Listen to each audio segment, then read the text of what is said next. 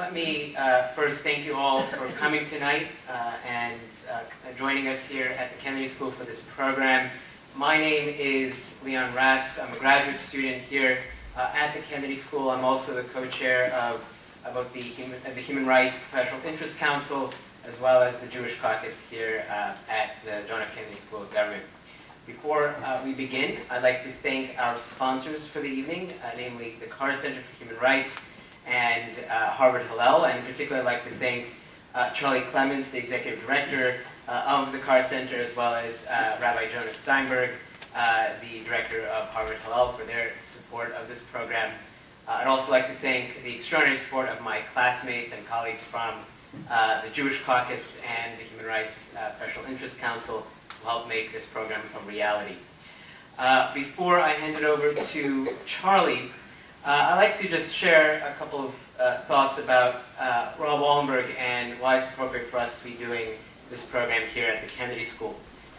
The motto of the Kennedy School, for those of you who are not from here, is ask what you can do.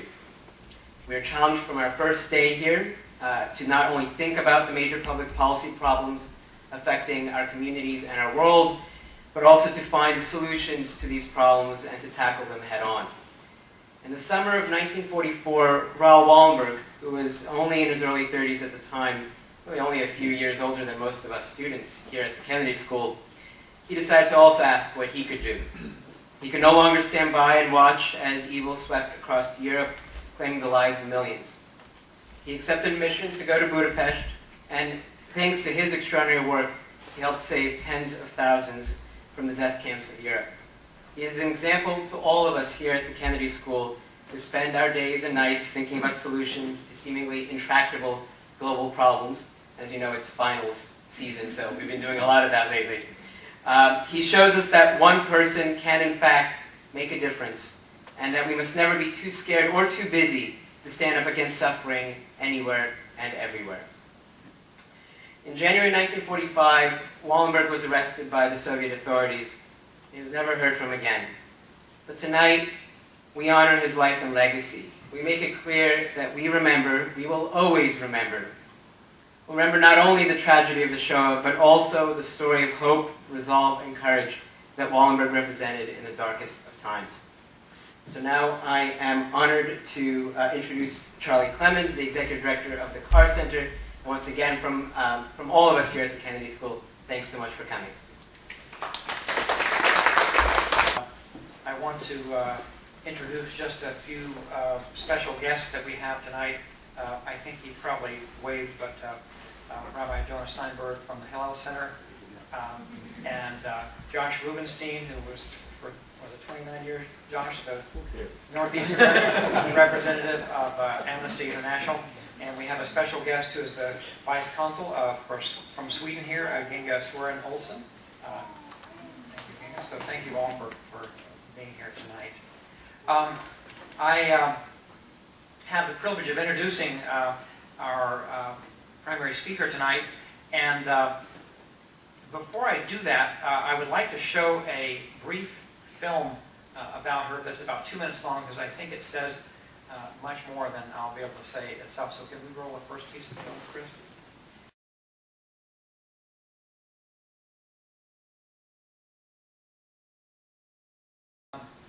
Annette is the chairman of the Lantos Foundation for Human Rights and Justice, and is the wife of the late Congressman, Tom Lantos. She worked full-time in her husband's office throughout his nearly 3 decades in the U.S. Congress as an unpaid executive director of the Congressional Human Rights Caucus, which Congressman Lantos co-founded, and which I testified before a number of times myself. She has spearheaded numerous efforts to help human rights victims, including those persecuted for religious and political reasons, and to further human rights causes.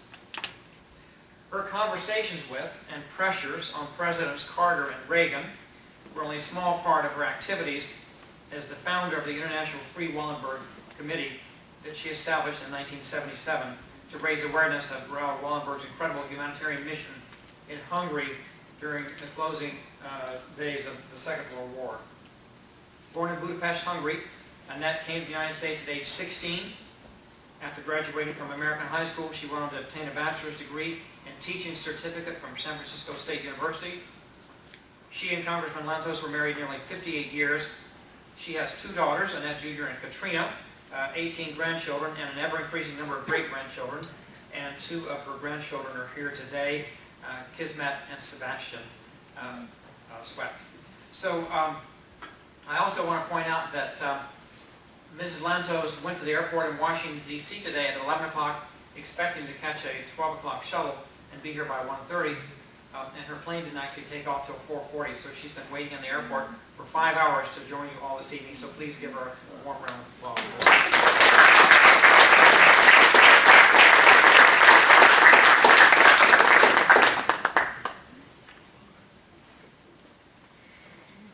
Well, I'm delighted I made it. It didn't look, for a while it didn't look that anything would take off. The fog was getting denser and denser, and the planes were being delayed more and more, so I was very concerned that I might not be able to make this engagement, but I'm very happy to be here. I'm always grateful when I have an opportunity to speak about Wallenberg, to honor him, to remember him, and to contribute to the fact that that his legacy has made this world a little better place for all of us to live in. Not only my husband and I, of course, owe our lives, not only our 2 daughters, 17 grandchildren, 6 and growing and ever more growing number of great-grandchildren, but of course 100,000 other people are here today because of Raoul Wallenberg and their descendants, so the numbers are staggering. But we all are very grateful, for what he did, and we are just breaks our heart for the sacrifice that it has cost them finally. The great Hungarian novelist Imre Madács once wrote that history portrays good and evil in such vast proportions that both appear as almost miraculous. This quote is extraordinarily appropriate as applied to the life of the man we honor today, Raoul Wallenberg. It is truly almost beyond our ability to comprehend the vastness of the evil that held Europe and Hungary in its grip when Wallenberg arrived to my native land in 1944 of March to undertake his mission of rescue, hopeless mission. Hungary, which was occupied by the Germans in March of that year, had by the summer of 1944 seen 500,000 members of the Jewish faith deported and killed in Auschwitz. The United States War Refugee Board wanted to try to support some sort of a rescue effort on behalf of the remaining Jewish population of Budapest, the only ones who remained in Hungary.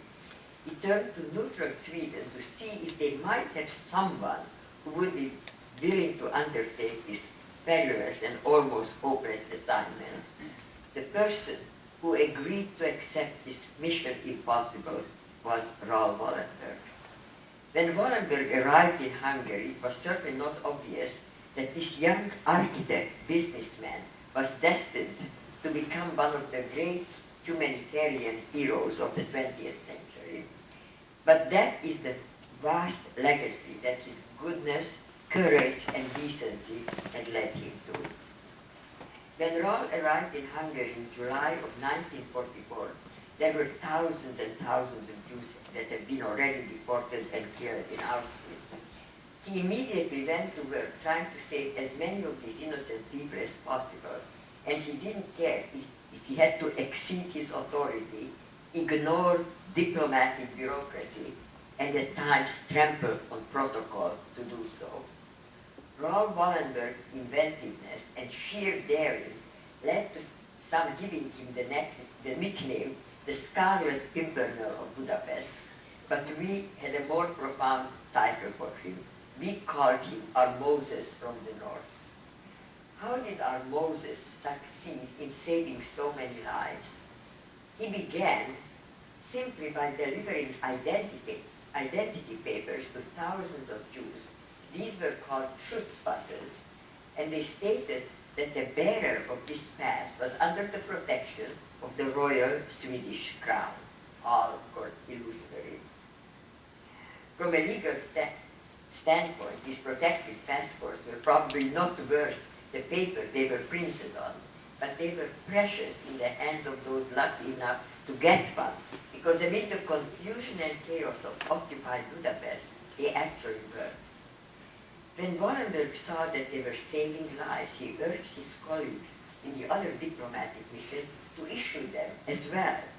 And in the midst of great danger, Wallenberg went personally and boarded deportation planes to rescue a few more desperate souls from the jaws of death.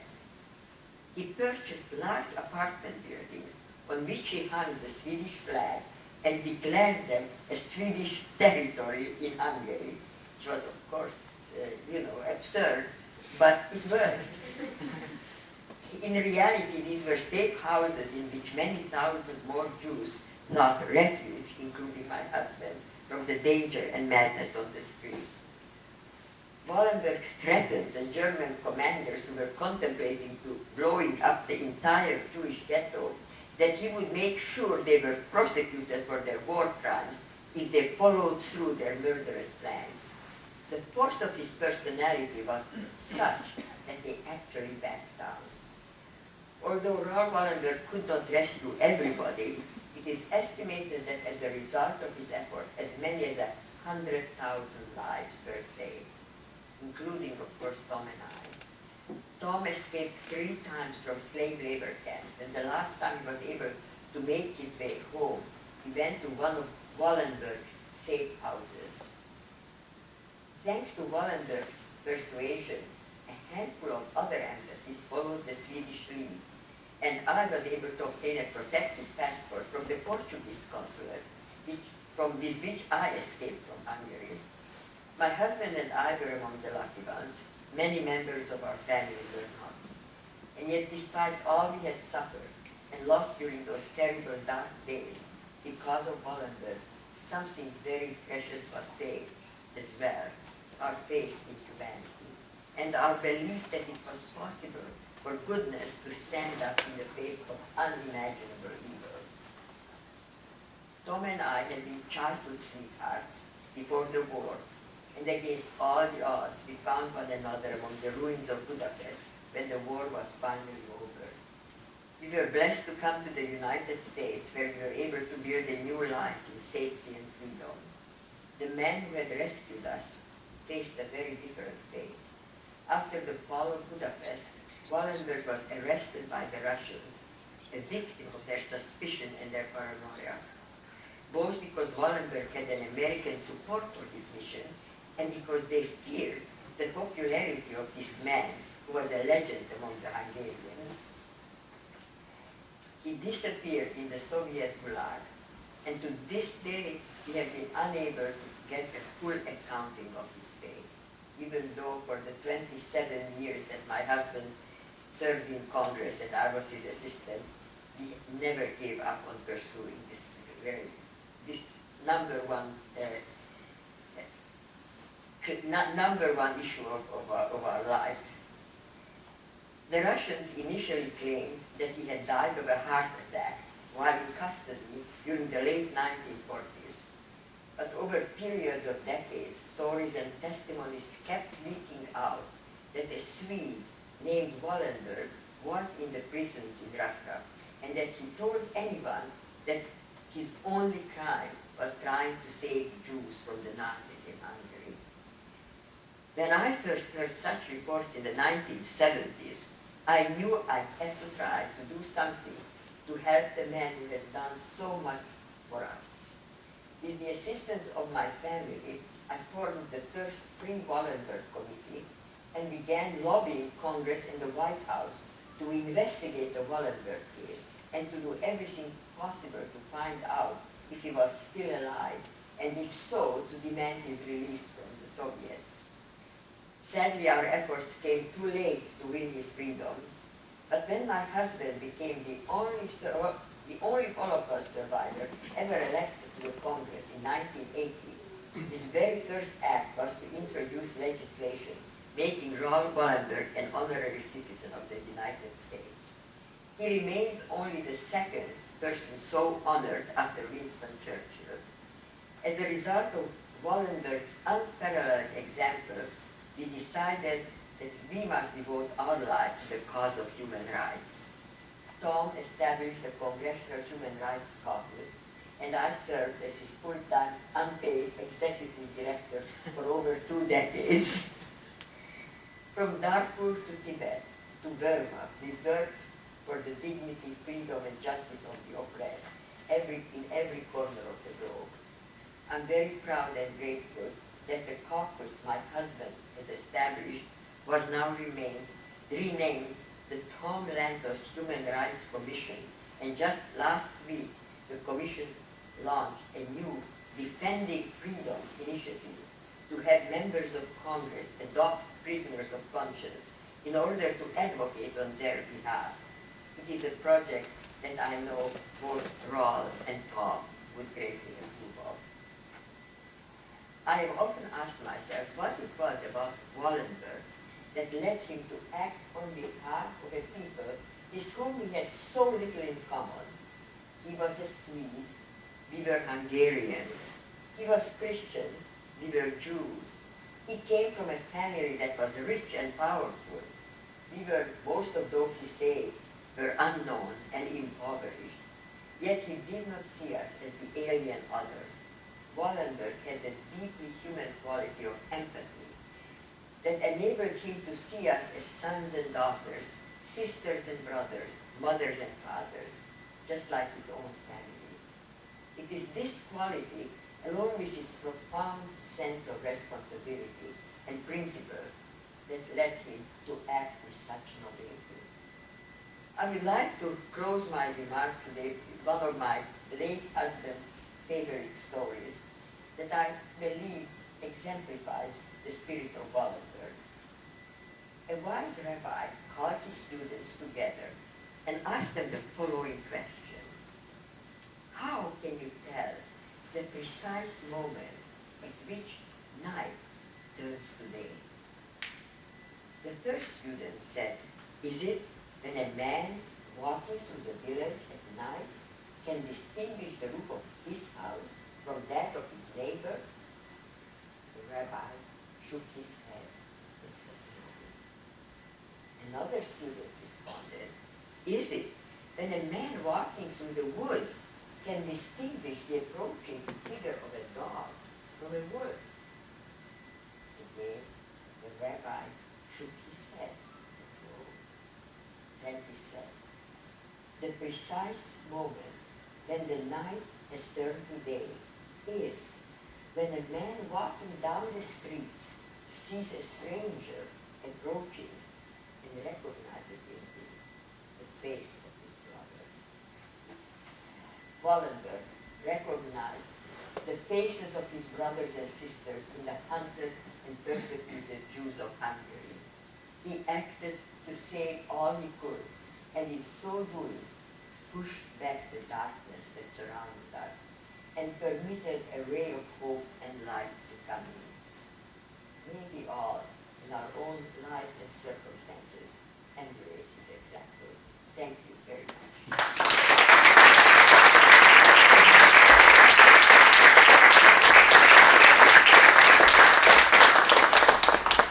I'll be happy to answer any questions. Annette, thank you very much for your untiring efforts to both find out what happened to Wallenberg as well as to make the world aware of his extraordinary work. We're going to see a 20-minute clip now from a film called The Angel of Budapest. This is the equivalent of an Emmy Award-winning film in the United States. It is made in Canada.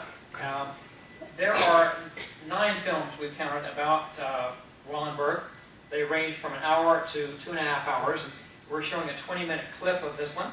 You'll see some excerpts in this film as well. This is a documentary from a film called Good Evening, Mr. Wallenberg. That film is available in the Harvard Library.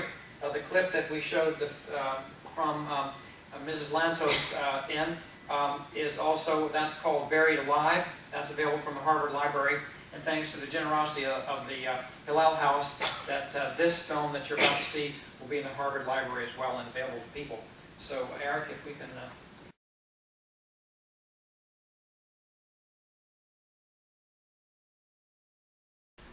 So we have another guest with us tonight, Rob Leikind, who is the director of the American Jewish Congress, and I think we're going to invite him up, and we're going to just answer questions and invite Annette back up and answer any questions you might have about the film or anything that you've heard, and then we'll say a little bit about International Human Rights Day. One thing I would like to point out that maybe Rob can say a few more words to, you get the sense when you hear War Refugee Board that, you know, this is an official U.S. Institution. But the truth of the matter is the War Refugee Board was created at the behest of the American Jewish community and financed entirely by them. The U.S. government did not put any money into it. So the work that Raoul Wallenberg was doing in Hungary was not financed by the U.S. government. I think there's that impression when you read the history books, when you see that Roosevelt created the War Refugee Board, but in fact it was not. So I don't know if you have any comments you'd like to make, Rob, before we... Only very briefly to say that the U.S. government was very reluctantly pulled into the process of trying to rescue Jews in Europe. There was tremendous resistance in the State Department and elsewhere, and ultimately this was the development of the War Refugee Board was a concession to pressure from Henry Morgenthau and other people at the time who were lobbying to do something, and ultimately the Refugee Board saw that there was the Swedish government was actually committed to rescue operations and developed a partnership there. That partnership may have ultimately had something to do with Wallenberg's disappearance, ultimately. But this is not a moment of glory for the United States government, and I think other countries took the idea of rescue much more seriously, and Wallenberg ultimately demonstrated that there was what could be done. Thank you. So I'd like to open it up to questions, or if you also would like to make a comment, I'm welcome to do that as well. If I could ask a question to Ms. Lantos. Ms. Lantos, first of all, thank you again for sharing your extraordinary story. I'm wondering, as somebody who has worked so long in the effort to find Wallenberg, did you ever give up hope that you would, that just it wouldn't be possible to find Wallenberg? I mean, it's extraordinary. This man did so much and never heard from again after January 1945. I imagine it's quite easy to lose hope. How did you keep hope alive? You know, the fact is that over the years there were quite a few prisoners from the Gulag who were released from the Gulag and who first made their way to Sweden and then to the United States, testifying and wanting to talk to somebody in authority, telling them that there is this Swede in the Gulag who has not done anything, and something must be done on his behalf. And this kept, the last one was of course in as late as 1982, a man who spent many years in the Gulag and was released, and Kaplan is his name. I'm glad I remembered his name. And he came, and we brought him to Washington. He eventually settled in Israel, but we brought him to Washington to testify in front of the Congressional Committee about everything that he turned or picked up or was basically exposed to about this Swede who was languishing in the Russia, and questioning why hasn't the world done anything to try to obtain his release. And this was, of course, one of our part of our major effort after we gave Raoul Wallenberg honorary American citizenship and negotiated with President Reagan, urging him to bring up the matter with Gorbachev when he met him a few weeks after the honorary citizenship was issued by Congress. And we met with President Reagan, and we brought Mr. Kaplan's testimony to show that this man, as late as 1980, in the late 1970s, was still alive and still spoken about. And so at that point, President Reagan promised to us, as a result of all this evidence we accumulated, that he will bring up the issue with Gorbachev in Vienna. And as far as we know, he called us when he came back and told us what transpired. And of course, Gorbachev told him that Wallenberg died in 1947,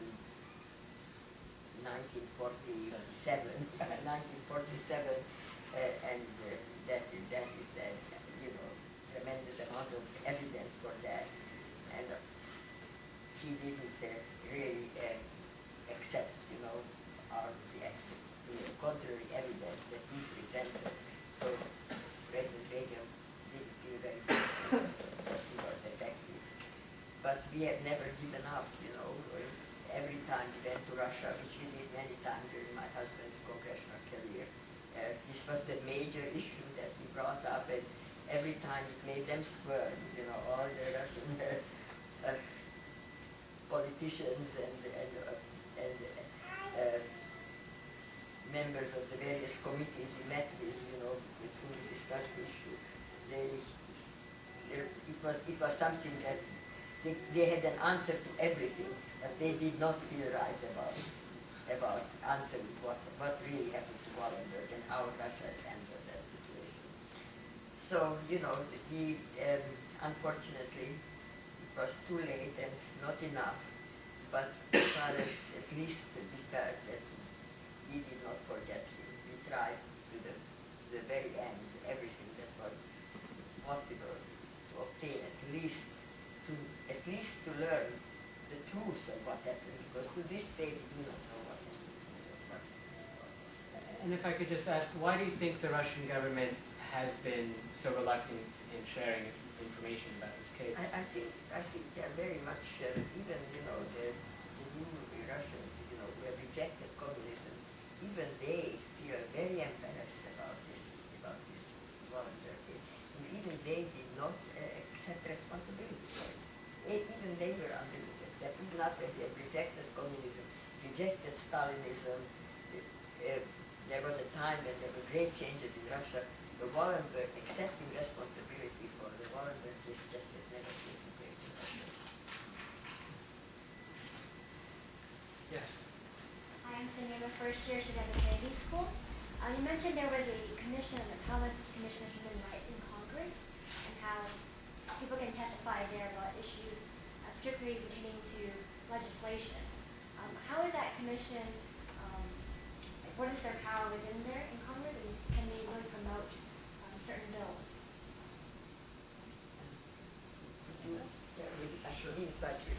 So the question was that she wanted to know about the Human Rights Commission that your husband founded and led, and how it works within the Congress, and people can introduce bills, and just a little bit about the commission itself. The Human Rights Commission was a semi-official organ of Congress. It wasn't like a committee.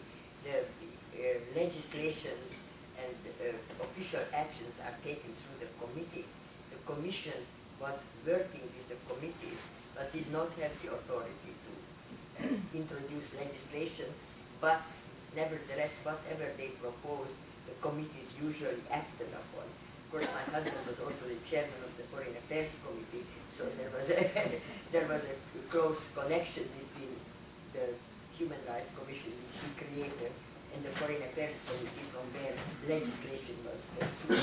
And very often, when we did undertake issues, very often it was followed by various legislative action in Congress. And we had done a lot, mostly, in relationship to Russia before the fall of the Iron Curtain, but even after that, demanding access to prisoners of conscience, demanding, Sharansky was one of them, whom I think my husband personally went to bring him out from Moscow, and there were many other prisoners of conscience in behalf of whom we acted, and very successfully later, and eventually they came out. Most of them went to Israel, some of them came to the United States. One very big difference that we alluded to earlier that it's probably worth mentioning now is that standing committees like the Foreign Affairs Committee or others have paid staff, both Democrat and Republican. Yes. And this was the volunteer staff Yes, of the Human Rights Commission. But I would say, in my experience of the Congress, that the Human Rights Commission was kind of an early warning signal in the sense of we could get the Commission to hold a hearing much easier and much before a Foreign Affairs Committee would hold a hearing. Exactly. It- Exactly. You could come to the commission and they put the issue in front of Congress much before.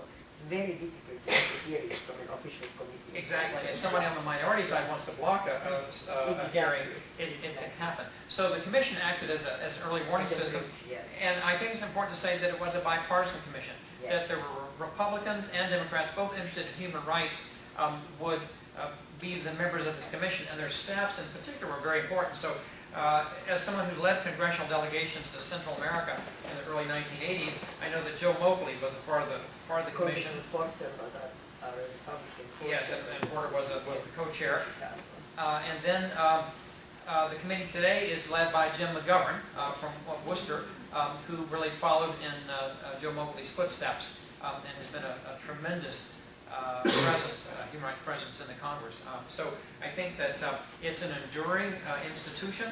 It's a quasi-official, I say might be one way to say it. It's But called the Tom Lantos Commission. yes, it's called the Tom Lantos Commission now, not just the Human Rights Commission. And it's terribly important to the work of human rights activists and practitioners and NGOs in the United States. Yes. Mrs. Lantos, could you just tell us anything you know about or your dealings with Mr. Wallenberg's family?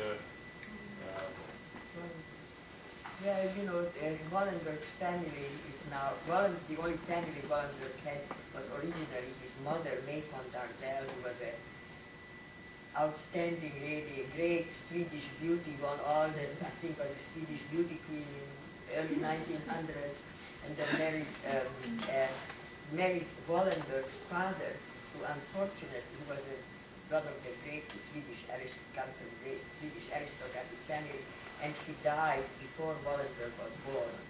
And then May remarried Mr. von Dardel and had a daughter, Nina Lager, who is now Nina Lagercrantz, also a wonderful, wonderful lady, now of course well into her 80s.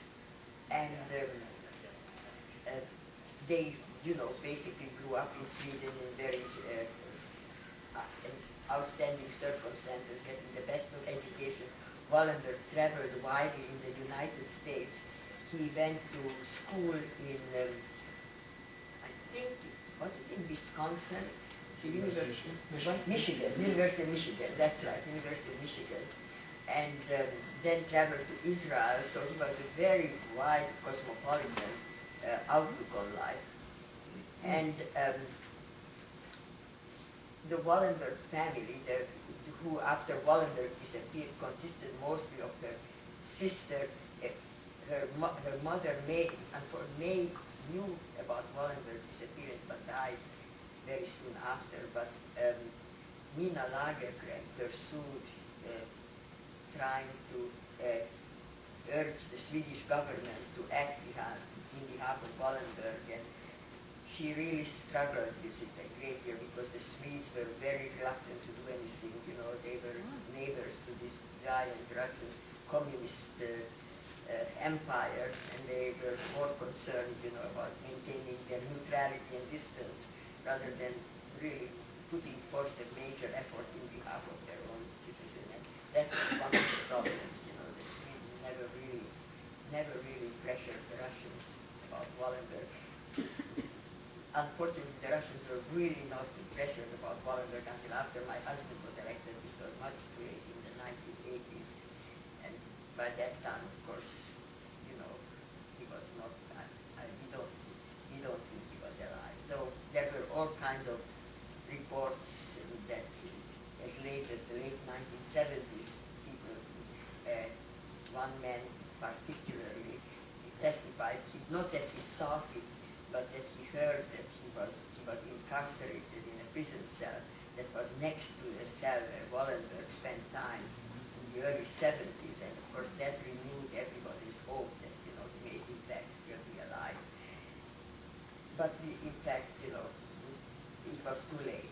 The time that when the pressure should have been exerted was in the 1940s, and then we would have been able to get him back, but we missed the chance. We, of course, were not in a position, and Sweden was intimidated. And I think we feel very bad about it. Is there anybody from Swedish government here? Not government. But Will you say something about it? I'm sorry, I'm not very familiar with the story. I don't Are you remember. familiar with the Swedish attitude now towards the whole Wallenberg? I'm sorry? What is the Swedish attitude and outlook about the Wallenberg case?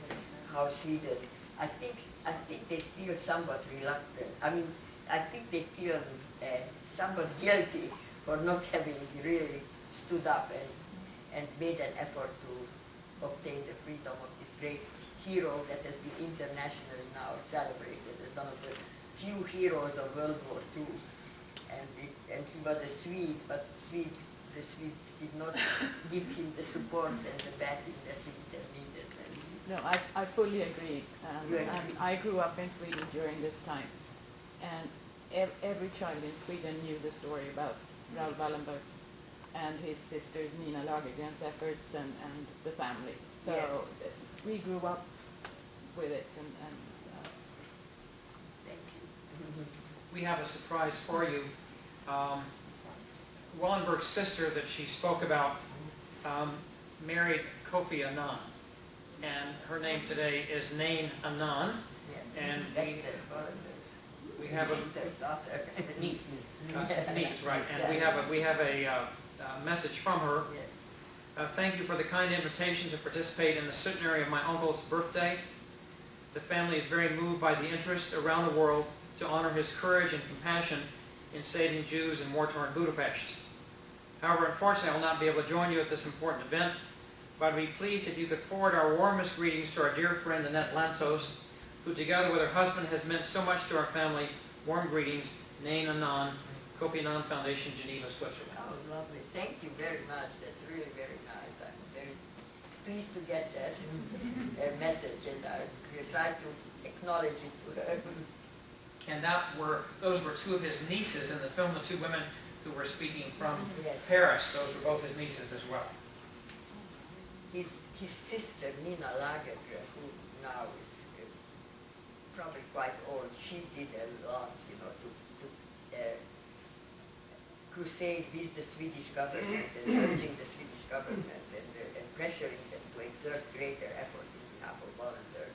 And sometimes she, as a result of it, she had some very unpleasant experiences. Her husband was working for the government, and they really did not appreciate sometimes, the pressure she put on them, but she nevertheless had the courage. Well, let me give you an example of the pressure that this woman and her husband put on the Swedish and the U.S. government. In 1987, a Russian submarine surfaced in the middle of a Swedish naval base. It was sneaking around trying to do some espionage, and somehow was forced to the surface, probably because they didn't have enough oxygen. And within hours of that happening, Congressman Lantos wrote a very strong letter to the Foreign Ministry of Sweden saying, this is your moment. Use the leverage of this incident to force the Soviets to tell about what happened to Wallenberg.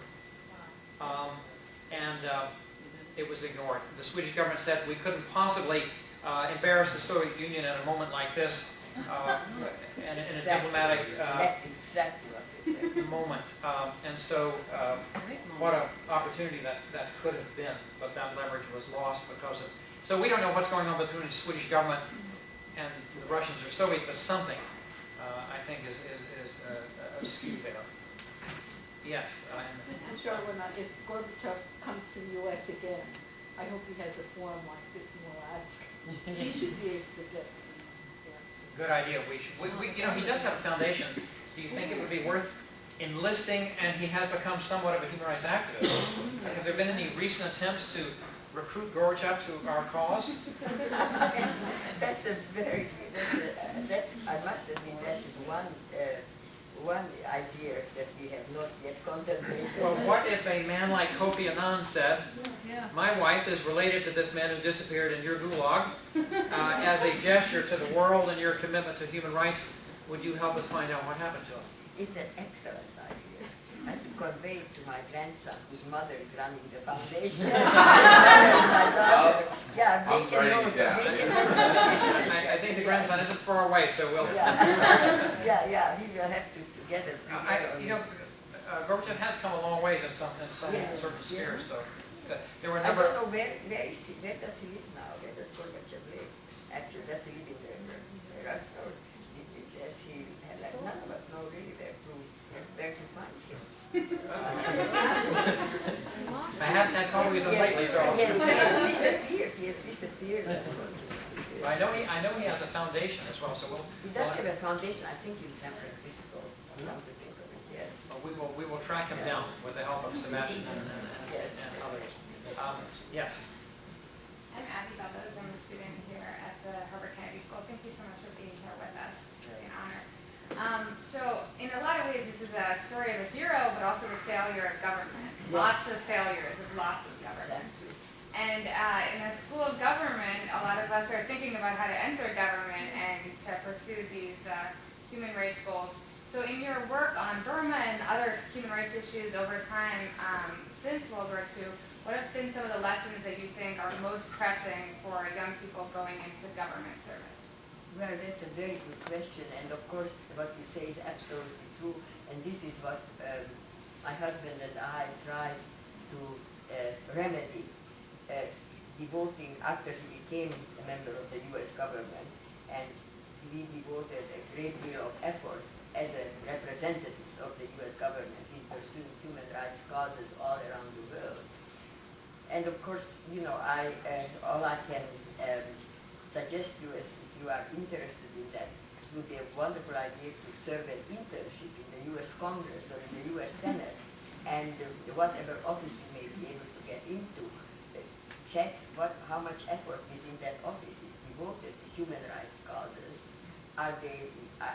Because many officers, even, probably less so now, but in the 1970s and the 1980s, they thought that human rights was a very flaky issue. And really, I think it is my husband's extremely eloquent advocacy that changed, at least within the government, the attitude that the U.S. Congress has now towards human rights issues. They are taking it seriously.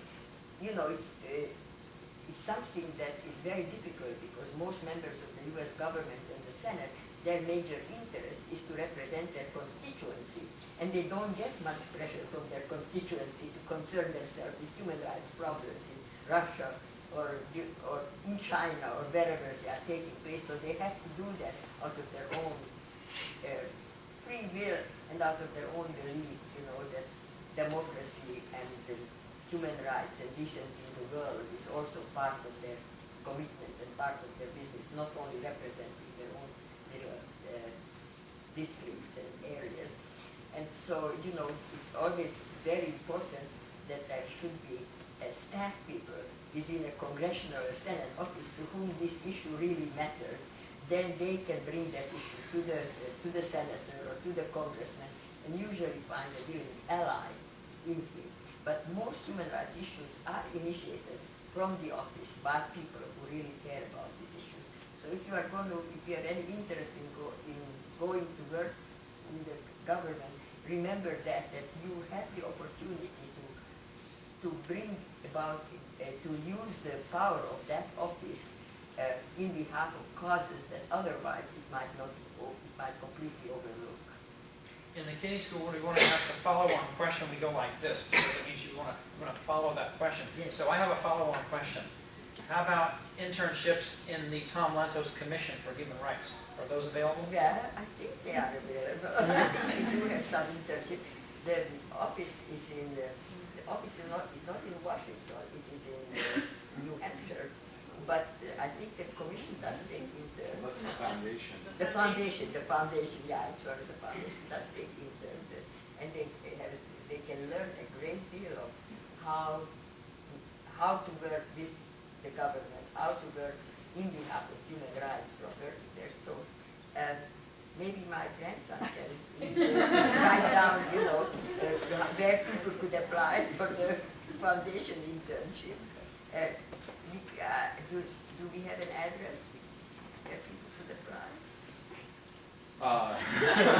You can find Yes. the Lantos Foundation on the internet very easily. Yeah, that's right. So I just encourage you to write a letter. And actually, so I'm not an expert on this, but the commission, which was semi-formal, after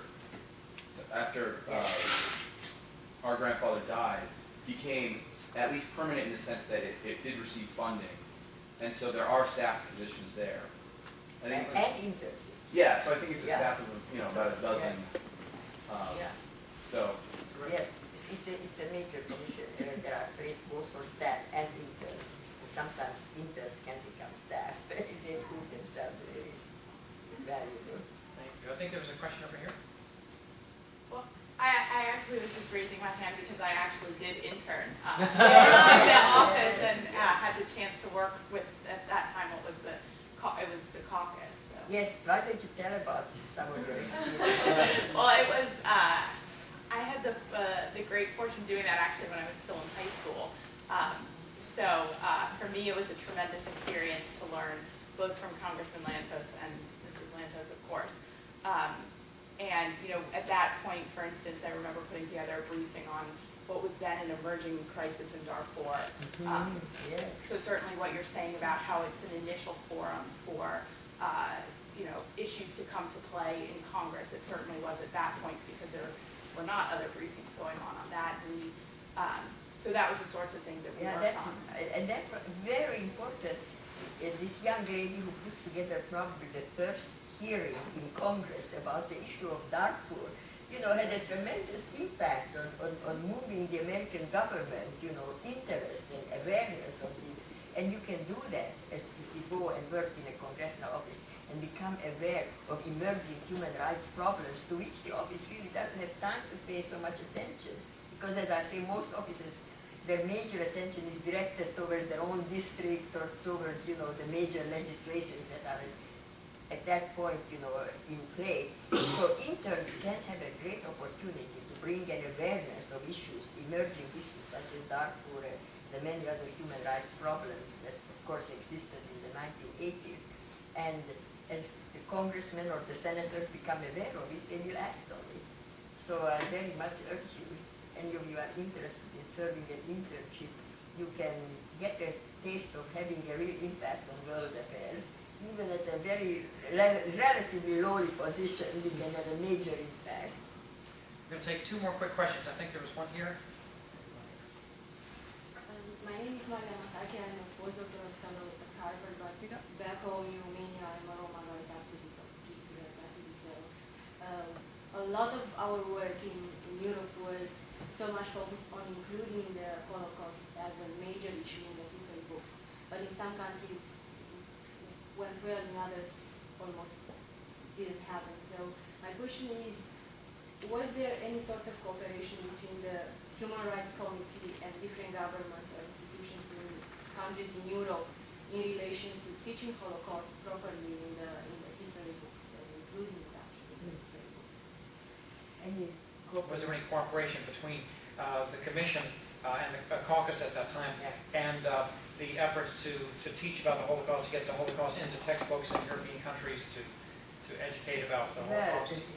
Yes, I think that our office had a major impact in making both the U.S. government and foreign embassies aware in the 1980s about the need to talk and teach about the Holocaust. In fact, speaking of teaching the Holocaust, as early as the late 1960s, I worked as a volunteer within my husband was on the school board, and I worked as a volunteer in our school district to go in and speak about the Holocaust, at the time when nobody knew what that word even meant. And I wrote to various school principals principals and told them that we came from Hungary and we survived the Holocaust, and that the Holocaust was a major, today it seems almost incredible, but not really until the 1980s became this a concept that was known in American academic circles. And so I volunteered to go in and speak in the schools with a friend of mine about the Holocaust, what happened to young people, how the only problem was that at that point, you know, we would talk about what we have seen here today on this film and what you all now know. And we would go and talk to schools and high schools, and the kids would not believe us. They say, no, this couldn't really have happened. It could not have happened. And then the teachers would say, yes, it really did. These ladies who came in to tell you, they are telling you the truth. And it was almost, there was almost an unwillingness for the young people to accept the reality that this would have happened and that nothing, the world stood by and did nothing. Sir, we're going to get to the last question.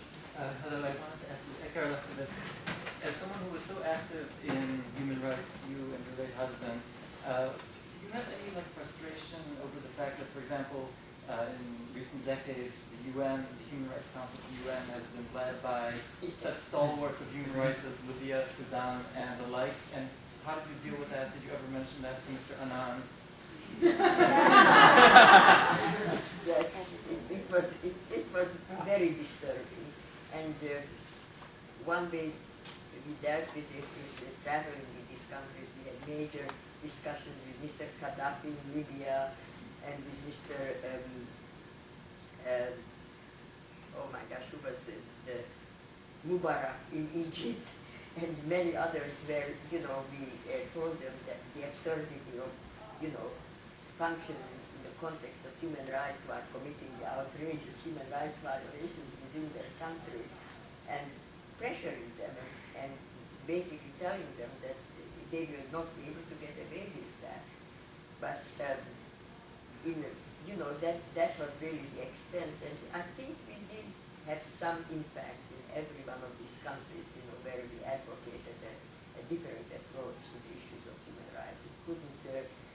We could not prevent them from functioning in this very phony capacity as human rights, chairing human rights commissions while committing outrageous human rights violations in their own country. But at least they were aware of the fact that we were aware of what was going on and the inconsistency and the absurdity of the situation. So, but you are absolutely right, that was absurd. But then there are many absurd things happening in the world, as you know, all the time. Ms. Lantos, thank you for your energy and passion that clearly continues.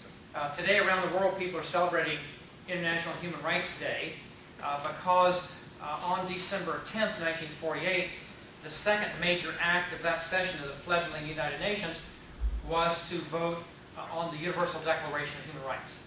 A vote that was unanimous, they say, in favor of. There were 48 in favor of. Nobody voted against it, but there were 8 abstentions. It was a vote that took place at long last, not only because it took place at 3 in the morning, but because the draft declaration was given to the committee on December 6th, and between December 6th and December 10th, there were 181 attempts to amend that document. Now, it had already been 2 years in preparation, so when the first draft was proposed, Ms. Hansameta of India said, you know, I don't like this language, all men are created equal. It'll be taken too literally. So it was changed to all human beings. And the gentleman from Russia raised his hand and said, you know, created has a religious connotation. We can't live with that. So it ended up being all human beings are born free and equal. In dignity and rights, they are endowed with reason and conscience and should act towards one another in a spirit of brotherhood. There are 30 such articles in this simple but revolutionary declaration that has had more impact on human history in the last 64 years than perhaps any other single written document. It's the most translated document in human history. I really don't want to take too much time to talk about it tonight, but I do want to mention that Hernan Santa Cruz of Chile, one of the drafters on this committee of 18, you can imagine drafting something sentence by sentence, phrase by phrase, with 18 people. It was at long last when it finally got voted on. But he said, quote, "I perceived clearly," and this is talking about the vote at 3 in the morning, "I perceived clearly that I was participating in a truly significant historic event in which a consensus had been reached as to the supreme value of the human person, a value that did not originate in the decision of a worldly power, but rather in the fact of existing, which gave rise to the inalienable right to live free from want and oppression and to fully develop one's personality. In the Great Hall, there was an atmosphere of genuine solidarity and brotherhood among men and women from all latitudes, the likes of which I have never not seen again in any international setting." That document became the foundation document of what we call today a human rights regime. 12 international treaties that have been painfully negotiated over 20 and 30 years sometimes. The Convention to eliminate all forms of discrimination against women. The Convention to ban landmines. The Convention against torture. The Convention on the Rights of the Child. You may not have heard a lot of these because, in fact, the U.S. has not really signed or ratified many of them. But for the rest of the world, this document and this day means a lot of hope, because those realities, when 190 of the 193 nations in the UN system sign and ratify the Convention on the Rights of the Child, it means that all 190 nations then amend their domestic law to be consistent with those rights. So the world's only Jewish state and all the predominantly Muslim states except 2 have signed and ratified this document. All the communist states in the world have done so, and all the capitalist states except for 1. The rich and poor, the north and south, they have all agreed these are the rights to which every child is entitled, no matter if they are able or disabled, no matter what language they speak, what passport they carry, where they are in a refugee camp or not, or who they are entitled to those rights. And slowly, this document is making a remarkable change, although it does not happen quickly. So the Convention on Genocide was the first act of that UN session on December 9th. And it wasn't until 50 years later, in 1998, at a trial at the International Criminal Tribunal in Rwanda, that convention was first put to effect. There's much more to say about this, but let me just close by saying that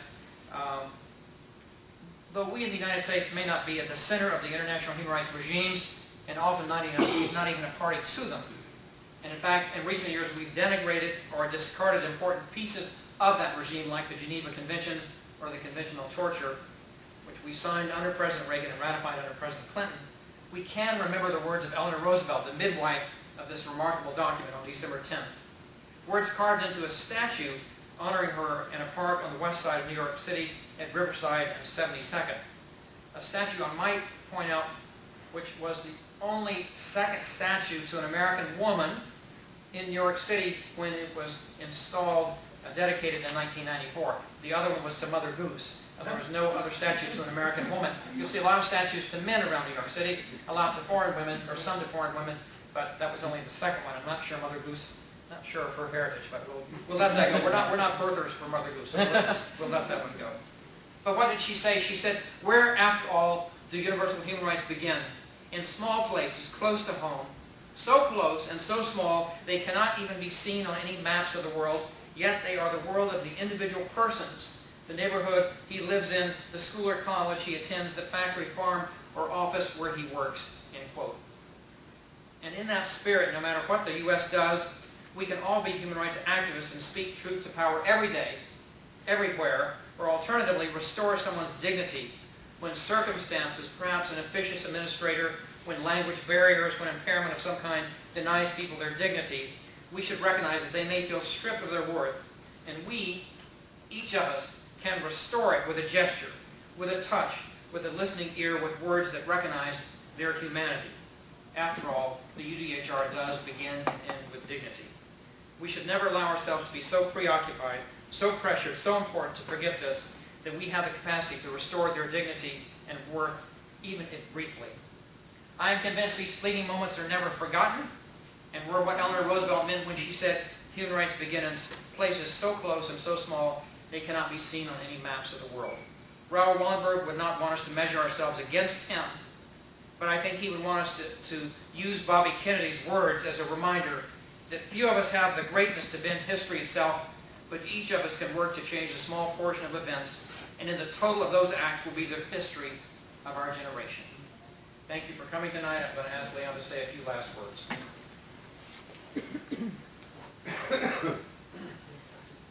Once again, on behalf of all of us here at the Kennedy School, thank you to our guests, and especially thank you to Mrs. Lantos. I'd like to also point out, send a special thanks to a couple of students, in particular Alex Jurgen, who helped put this together, Abby Bellows and Litzy Kirstenkal. Thank you so much for your support.